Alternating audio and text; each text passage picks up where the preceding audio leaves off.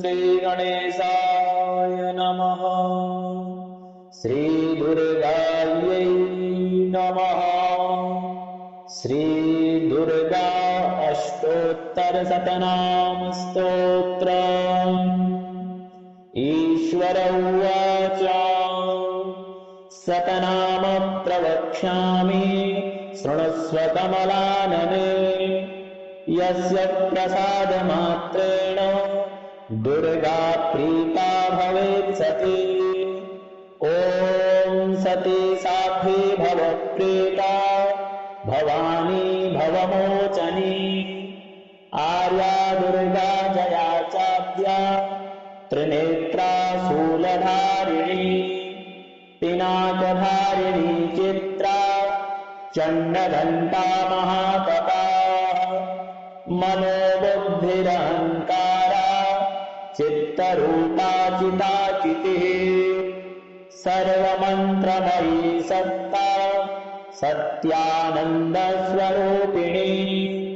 अनन्ता भाविनी भाव्या भव्या भव्या सदा गतिः।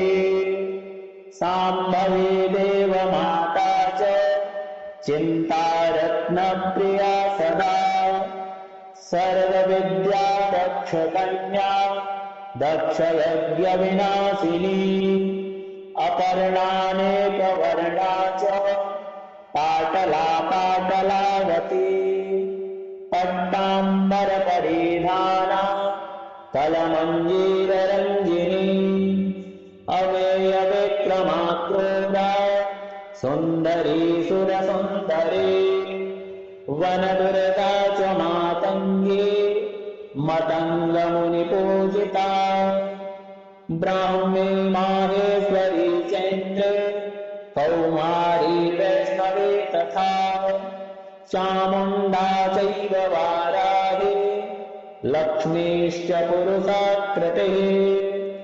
विमलोत्कर्षिणी ज्ञाना क्रिया नित्या च बुद्धिदा। बहुला बहुलप्रेमा सर्ववाहनवाहना। निशुम्भशुम्भहननी महिषासुरमर्दिनी। मधुकैटभहन्त्री च चण्डमुण्डविनाशिनी। सर्वासुरविनाशा च सर्वदानवघातिनी। सर्वशास्त्रमयी सत्या सर्वास्त्रधारिणी तथा। अनेकशस्त्रहस्ता च अनेकास्त्रस्य धारिणी। कुमारी चैककन्या च कैशोरी युवती यतिः। अप्रौढा चैव प्रौढा च वृद्धमाता बलप्रदा। महोदरे मोक्तकेशी घोररूपा महाबला। अग्निज्वाला रौद्रमुखे कालरात्रिस्तपस्विनी। नारायणी भद्रकाली विष्णुमाया जलोदरी। शिवदूती कराली च अनन्ता परमेश्वरी। कात्यायनी च सावित्री प्रत्यक्षा ब्रह्मवादिनी। यैदं प्रपठेत् नित्यं दुर्गा नाम शताष्टकम्। नासाध्यं विद्यते देवी त्रिषु लोकेषु पार्वती। धनं धान्यं सुखं जायां हयं हस्तिनमेव च। चतुर्वर्गं तथा चान्ते लभेन्मुक्तिं च शाश्वती। कुमारीं पूजयित्वा तु ध्यात्वा देवीं सुरेश्वरीं। पूजयेत्परया भक्त्या पठेन्नाम शताष्टकम्। तस्य सिद्धिर्भवेद्देवी सर्वैः सुरवरैरपि। राजानो दासतां यान्ति राज्यश्रियमवाप्नुयात्।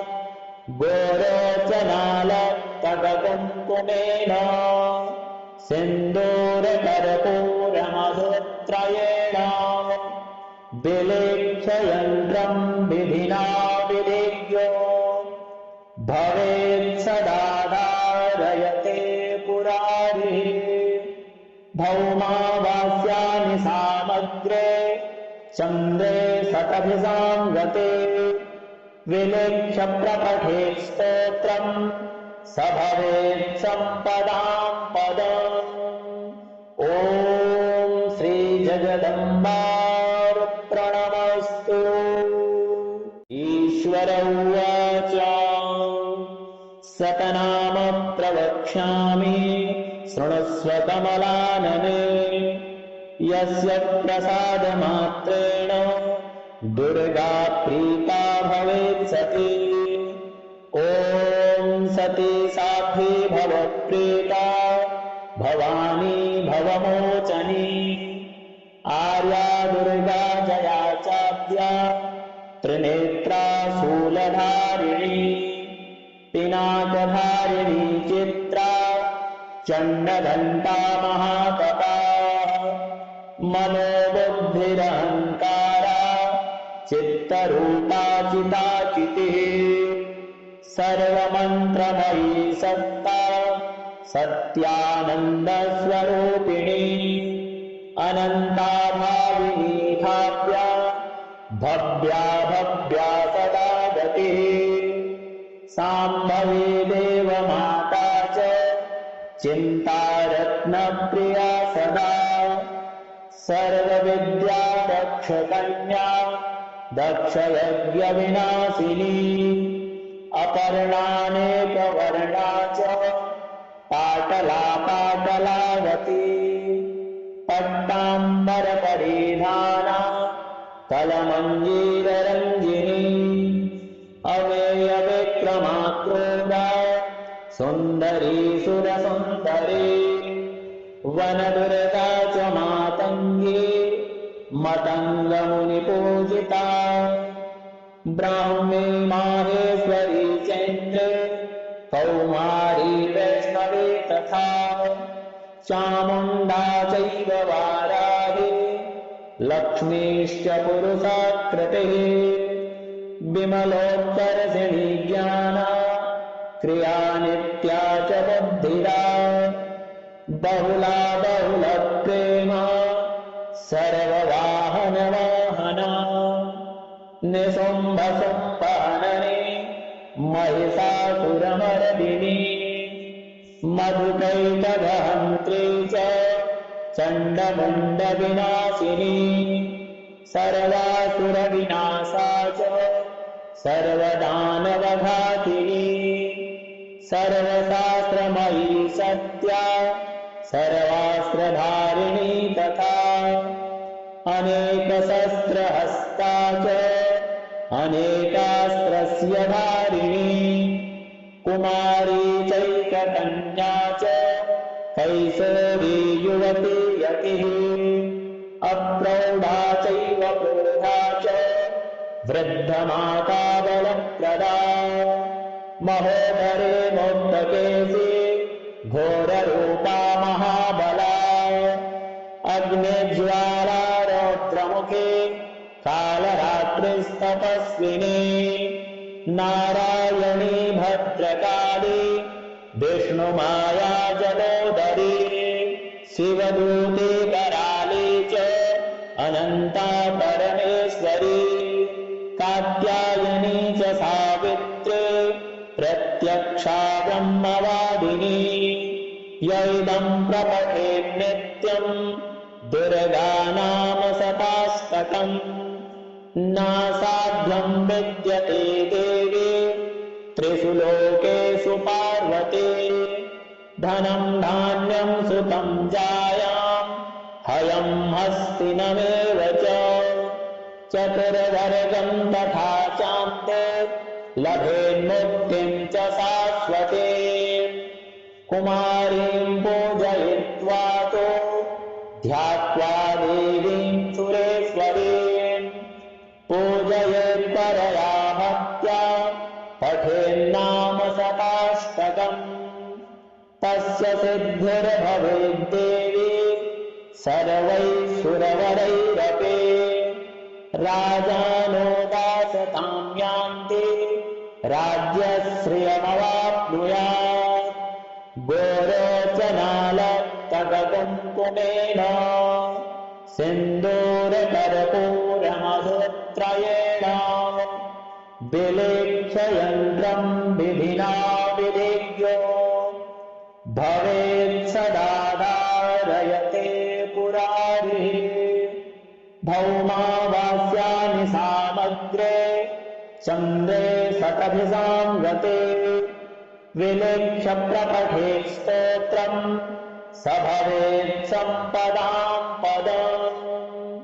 ॐ श्रीजगदम्बार्पणमस्तु। ईश्वर उवाच सतनाम प्रवक्ष्यामि शृणुष्व कमलानने यस्य प्रसादमात्रेण दुर्गा प्रीता भवेत् सती। ॐ सती साध्वी भवप्रीता भवानी भवमोचनी आर्या दुर्गा जया चाद्या त्रिनेत्रा शूलधारिणी पिनाकधारिणी चित्रा चण्डघण्टा महातपा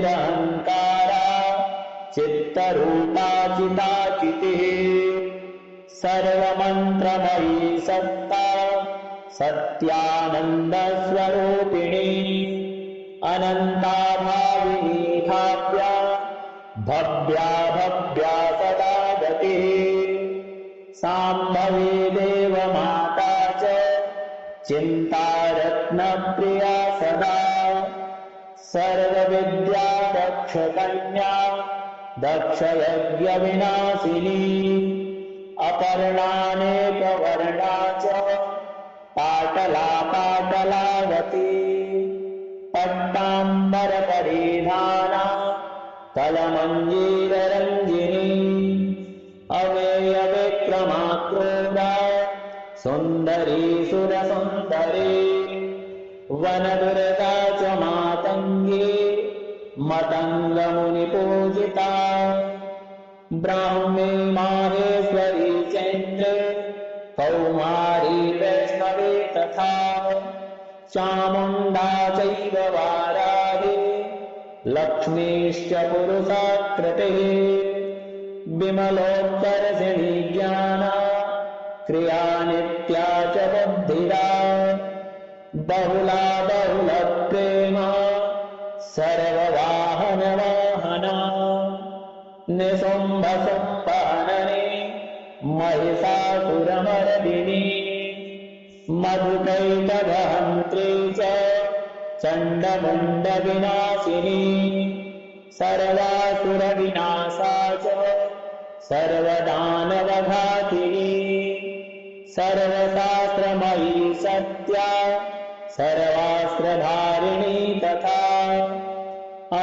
अनेकशस्त्रहस्ता च अनेकास्त्रस्य धारिणी कुमारी चैककन्या च कैशोरी युवती यतिः अप्रौढा चैव प्रौढा च वृद्धमाता बलप्रदा महोदरे मोक्तकेशी घोररूपा महाबला अग्निज्वाला रौद्रमुखी कालरात्रिस्तपस्विनी नारायणी भद्रकाली विष्णुमाया जलोदरी शिवदूती कराली च अनन्ता परमेश्वरी कात्यायनी च सावित्री प्रत्यक्षा ब्रह्मवादिनी यैदं प्रपठेत् नित्यं दुर्गा नाम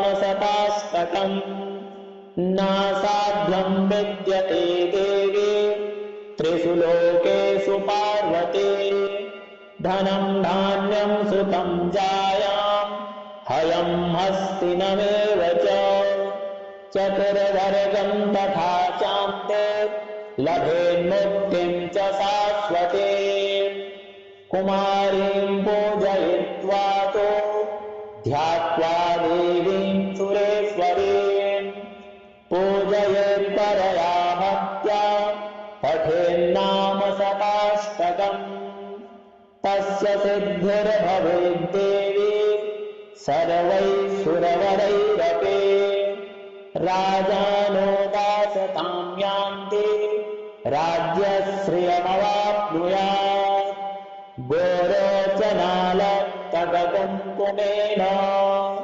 सिन्दूरकर्पूरमधुत्रयेण विलेख्ययन्त्रं विधिना विधिज्ञो भवेत् सदा धारयते पुरारिः भौमावास्यानि सामग्रे चन्द्रे शतभिसाङ्गते विलेख्य प्रपठे स्तोत्रम् स भवेत् सम्पदां पदम् ॐ श्रीजगदम्बार्पणमस्तु। ईश्वर उवाच सतनाम प्रवक्ष्यामि शृणुष्व कमलानने यस्य प्रसादमात्रेण दुर्गा प्रीता भवेत् सती ॐ सती साध्वी भवप्रीता भवानी भवमोचनी आर्या दुर्गा जया चाद्या त्रिनेत्रा शूलधारिणी पिनाकधारिणी चित्रा चण्डघण्टा महातपा मनोबुद्धिरहङ्कारा चित्तरूपा चिताचितिः सर्वमन्त्रमयी सत्ता सत्यानन्दस्वरूपिणी अनन्ता भाविनी भाव्या भव्या भव्या सदा गतिः साम्भवी देवमाता च चिन्तारत्नप्रिया सदा सर्वविद्या दक्षकन्या दक्षयज्ञविनाशिनी अपर्णानेकवर्णा च पाटला पाटलावती पट्टाम्बरपरिधाना कलमञ्जीररञ्जिनी अवेयविक्रमाक्रोधा सुन्दरी सुरसुन्दरी वनदुर्गा च मातङ्गी मतङ्गमुनिपूजिता ब्राह्मी माहेश्वरी चैन्द्रे कौमारी वैष्णवी तथा चामुण्डा चैव वाराही लक्ष्मीश्च पुरुषाकृतिः विमलोत्कर्षिणी ज्ञाना क्रिया नित्या च बुद्धिदा बहुला बहुलप्रेमा सर्ववाहनवाहना निशुम्भसुम्भहननी महिषासुरमर्दिनी मधुकैटभहन्त्री च चण्डमुण्डविनाशिनी सर्वासुरविनाशा च सर्वदानवघातिनी सर्वशास्त्रमयी सत्या सर्वास्त्रधारिणी तथा अनेकशस्त्रहस्ता च अनेकास्त्रस्य धारिणी कुमारी चैककन्या च कैशोरी युवती यतिः अप्रौढा चैव प्रौढा च वृद्धमाता बलप्रदा महोदरे मोक्तकेशी घोररूपा महाबला अग्निज्वाला रौद्रमुखे कालरात्रिस्तपस्विनी नारायणी भद्रकाली विष्णुमाया जलोदरी शिवदूती कराली च अनन्ता परमेश्वरी कात्यायनी च सावित्री प्रत्यक्षा ब्रह्मवादिनी यैदं प्रपठेत् नित्यं दुर्गा नाम शताष्टकम् नासाध्यं विद्यते देवी त्रिषु लोकेषु पार्वती धनं धान्यं सुखं जायां हयं हस्तिनमेव च चतुर्वर्गं तथा चान्ते लभेन्मुक्तिं च शाश्वतीम् कुमारीं पूजयित्वा तु ध्यात्वा देवीं सुरेश्वरीं पूजयेत्परया भक्त्या पठेन्नाम शताष्टकम् तस्य सिद्धिर्भवेद्देवी सर्वैः राजानो दासतां यान्ति राज्यश्रियमवाप्नुयात् गोरोचनालक्तकुङ्कुमेन सिन्दूरकर्पूरमधुत्रयेण विलेख्ययन्त्रं विधिना विधिज्ञो भवेत् सदा धारयते पुरारिः भौमावास्यानि सामग्रे चन्द्रे शतभिसाङ्गते विलेख्य प्रपठेत् स्तोत्रम् स भवेत् सम्पदां पदम् ॐ श्रीजगदम्बा